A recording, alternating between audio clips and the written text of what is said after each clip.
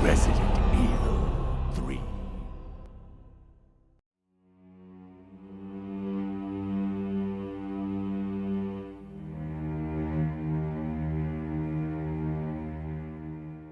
So with the release of the Resident Evil 4 remake being out now, this has motivated me to get back to continuing my reviews of the series.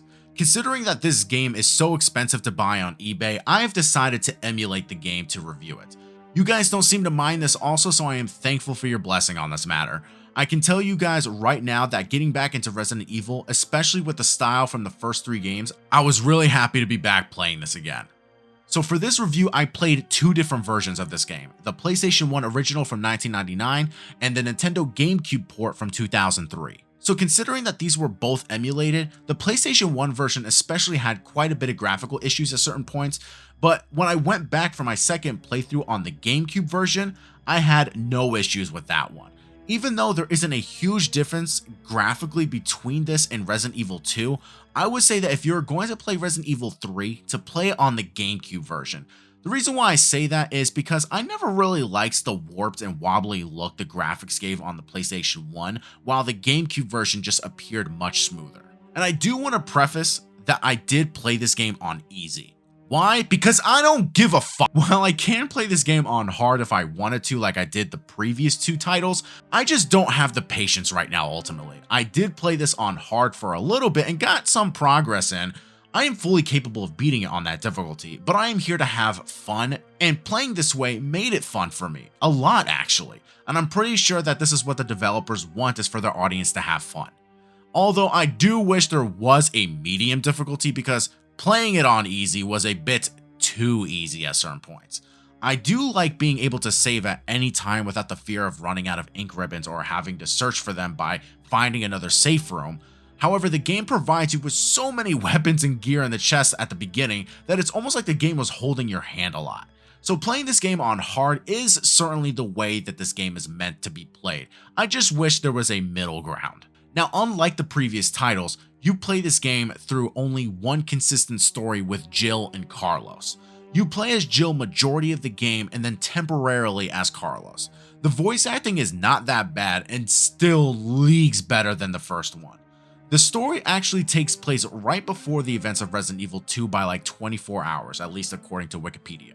Essentially, you are just trying to find your way out of Raccoon City as it falls apart from the zombie outbreak, while at the same time being chased by the monster known as Nemesis that was designed to kill members of the STARS task force.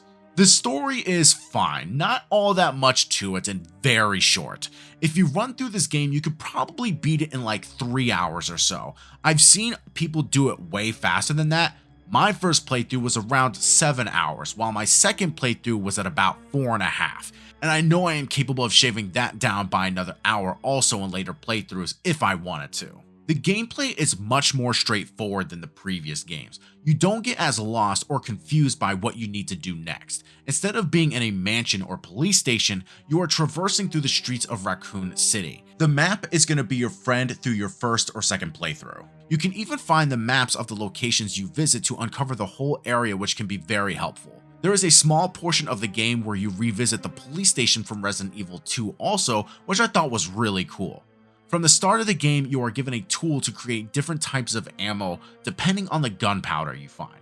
You can create a lot of different variations of ammo that'll help you against certain enemies. You are also introduced to a new game mechanic that allows you to dodge enemy attacks or do a complete 180-degree turn at the tap of a button, which is awesome because I never liked how you just had to stand there shooting at a zombie hoping that they finally fall. So if an enemy gets too close, you can just roll out of the way instead of just waiting to be attacked like in previous games. This is also the first time where Resident Evil gives you the choice on how you want to proceed with the game when Nemesis appears or other crucial moments happen. This was very interesting and can provide different outcomes for characters you meet along the way.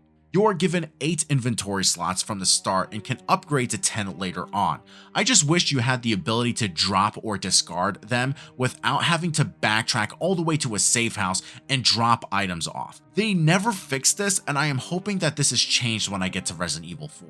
Resident Evil doesn't fail to provide an eerie horror atmosphere with the design of their locations and music to add on top of it. There are moments throughout the game where it is quiet and empty. Then you can turn a corner and a jump scare just happens. This actually scared me a lot for my first playthrough because I didn't know what to expect. This definitely would have scared the shit out of me as a kid if I played this growing up. The types of enemies in this game are recycled from the last 2 games like giant spiders, hunters, crows, and dogs. Obviously you need to have the zombies come back too, but in this one they can spit on you for extra damage as well. They've also introduced these new enemies known as brain suckers, which are spider-like creatures that are terrifying.